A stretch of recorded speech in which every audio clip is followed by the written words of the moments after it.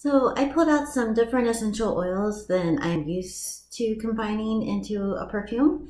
I just felt like doing something a little different. It's now summer season is definitely changing and warming up.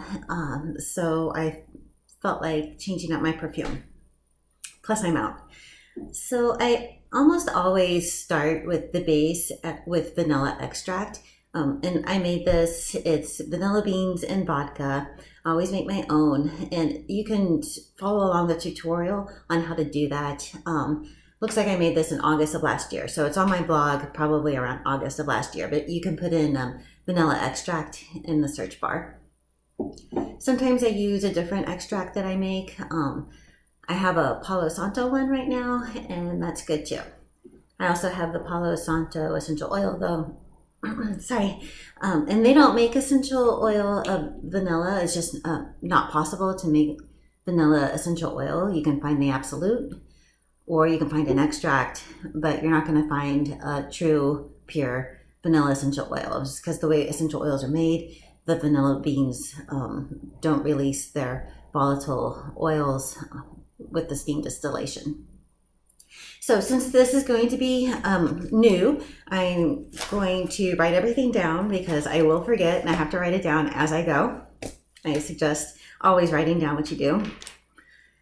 And I'll get started. So, this is a pretty small bottle and that's on purpose because this is new to me and I don't know if I'm going to like the scent combination. It's always best to do the scent combination separate and see how it ages and then combine it to your perfume, but generally I am not patient enough for that.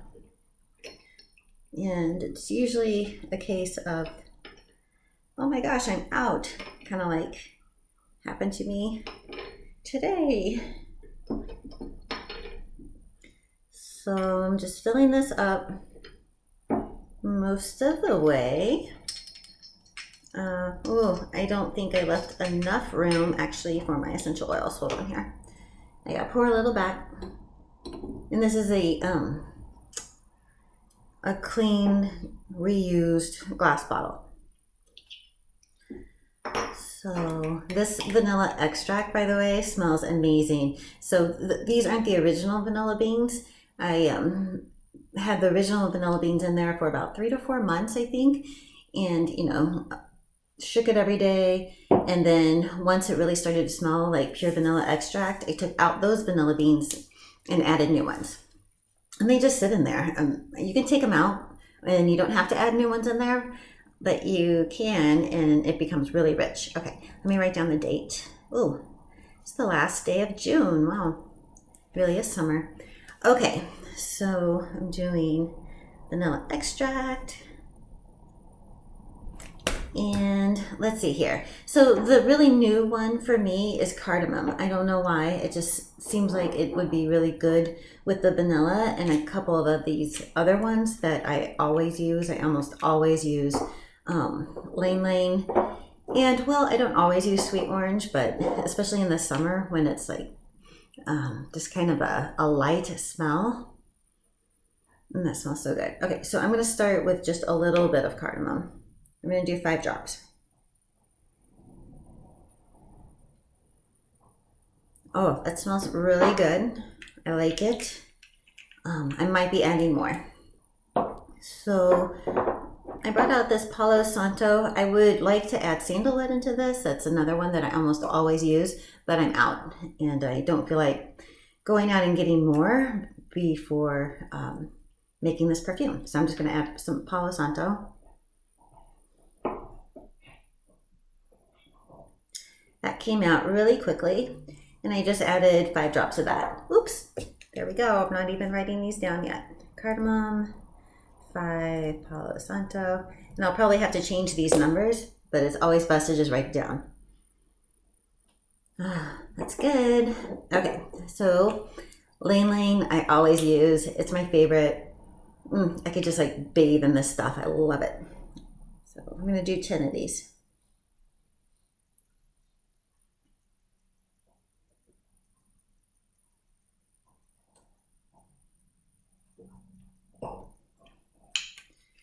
And actually, Lane Lane works really well with the sweet orange.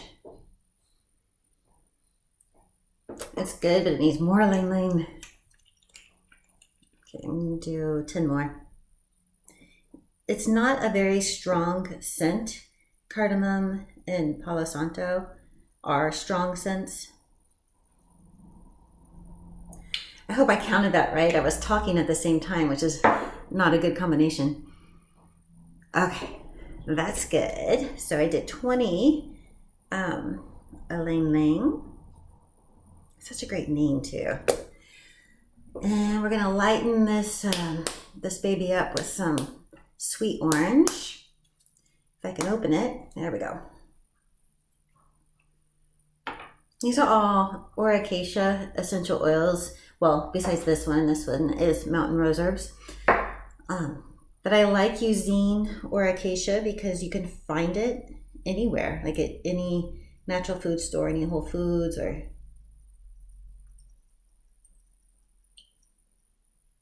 This is really coming out. So I did 10 of those, and well, I might do a couple more. No, it's good. I can smell it coming through a bit more.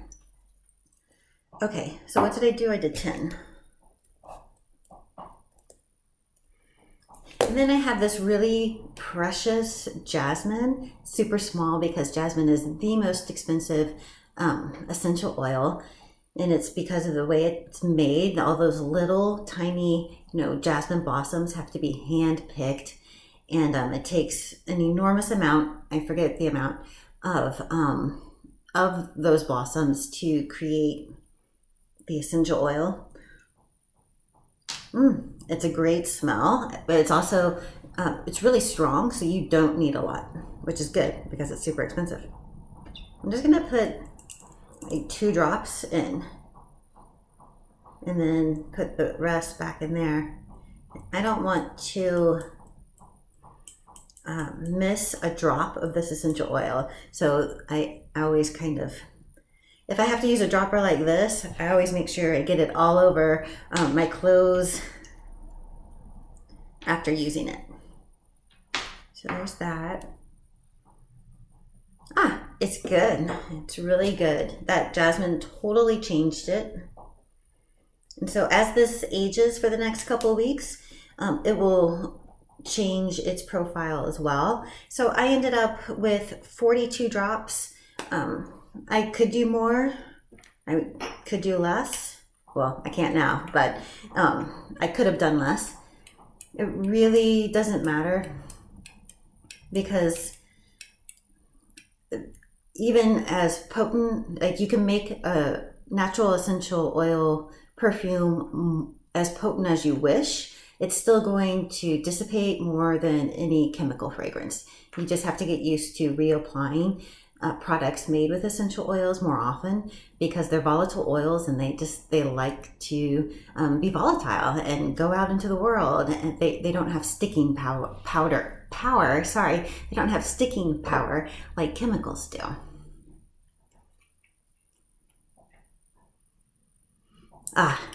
This is great. I really like it. It's totally new scent for me, and yeah, I'll probably keep doing this one for a while. So I'm going to put a sticker on this, and so I know what exactly it is and when I made it, and I've got my date and the what I used. And over time, I'll make notes, for as long as I use this. Like, if it's really good in the next couple of weeks, I'll write great, combination. And if it's not so good, if I can figure out why, then I'll write, too much Palo Santo, or needs more grounding, so or too heavy. So just making notes really helps with combining these in the future. Okay, thanks for watching.